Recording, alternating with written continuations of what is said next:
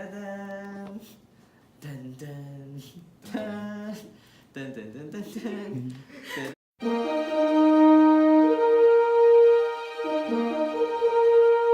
Hi, I'm one of the bakers. Today we will be talking about fermentation. No, just your name, just Dan.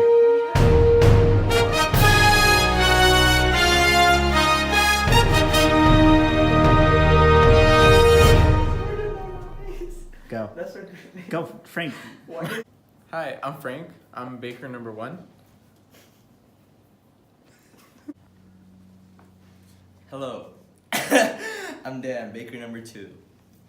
Wait, did he get... Hi, I'm Roshni, baker number 3. Hey, I'm Adam. And we're the bakers. If you've ever wondered about how fermentation makes some of your favorite foods possible, like bread, then this is the video for you. So, when you're making bread, you add this thing called yeast. If you don't know, yeast is this single-celled organism that's basically a fungus.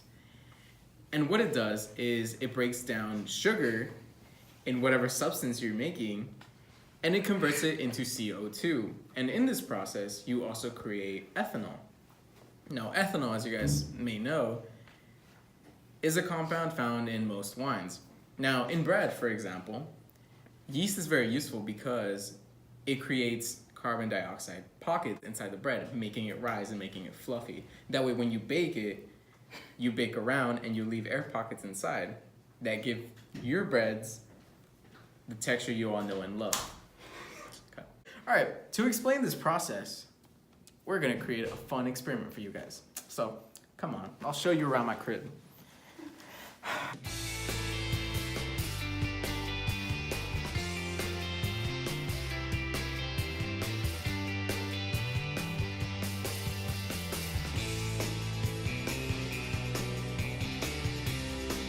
All right, so let's get our materials.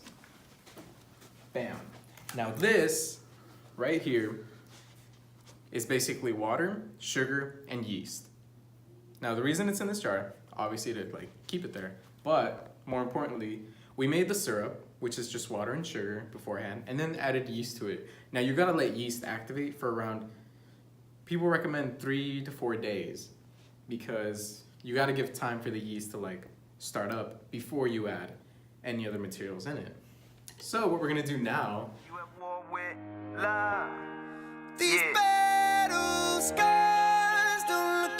is add fruit into this jar.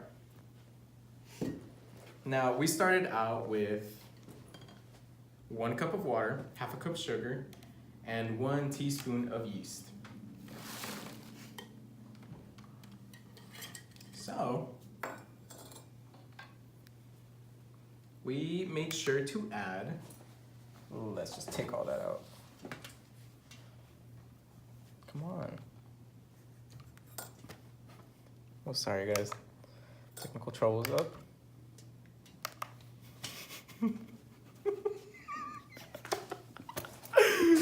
$50 grams of fruit to match what we have in here. Now we gotta keep the ratios consistent. The first time we made way too much, it was bad.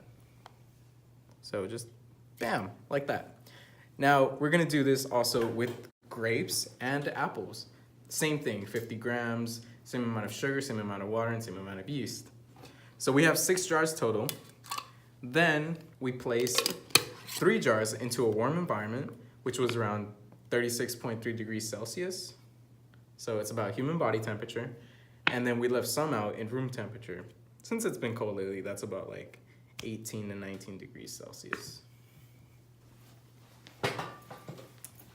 So,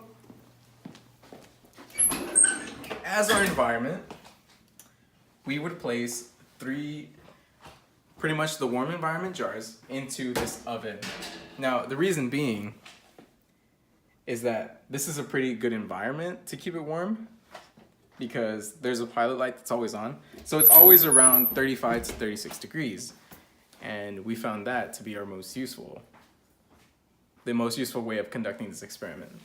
So after the yeast is fully fermented and you put the fruit in, You don't want to close the lid right away because you're gonna notice a clicking sound, because that's basically the sound of bacteria eating the sugar and producing CO2 among other stuff. So basically, you don't want to leave it in there because it's gonna be compressed and you're gonna hear this like clicking sound.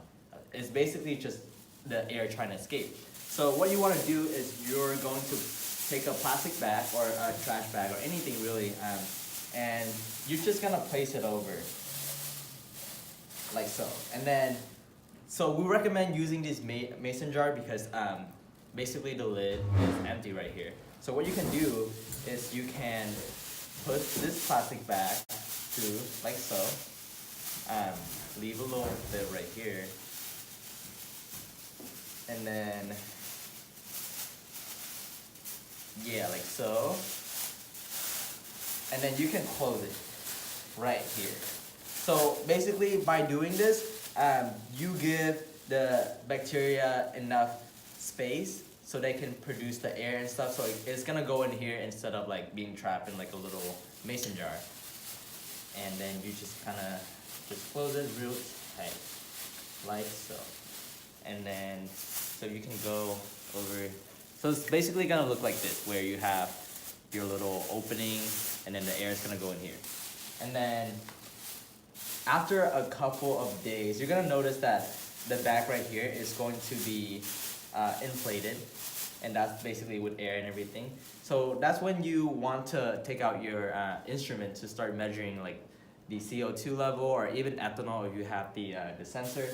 And so the way we recommend doing it is you stop it. Ladies and gentlemen, We don't we got him.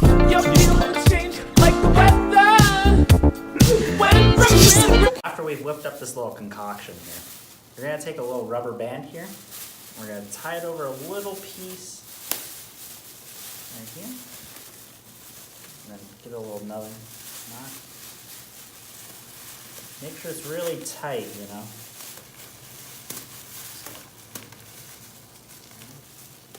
There we go. And now we're gonna take the scissors right here. Now this is very important. Make a little incision right here. Okay. Very close. And then it's kind of like an umbilical cord. You just cut it right here. Now you'll have your little hole, but air won't escape from the rubber bands. And you can use this hole right here to measure. So when you measure, you unloosen the rubber bands a little bit, you stick the CO2 sensor in here, you measure the CO2, and you get out. So we used a wireless CO2 sensor to measure the carbon dioxide produced in the bag from the fermentation of the fruit. And we put the sensor through the rubber band to create as tight of a seal as possible. And then we measured, I'm not good at this. That's cool. So We measured the data recorded. this is just a sample, but Yeah. you get the idea. So here we have our materials that we use for the experiment. We have the balance to measure the mass of our fruits, apples, oranges, and grapes. We measured about 100 grams of grapes, 50 grams of oranges, and 50 grams of apples. We have water, the mason jar, where we put the water, sugar, yeast, and the fruit. We have the yeast, the sugar, the ethanol sensor. It measures the concentration of ethanol gas in the air. The rubber bands for the seal. The CO2 sensor to measure the carbon dioxide, and the plastic bag used to contain the carbon dioxide that comes out from the fermentation of the fruit. That shit.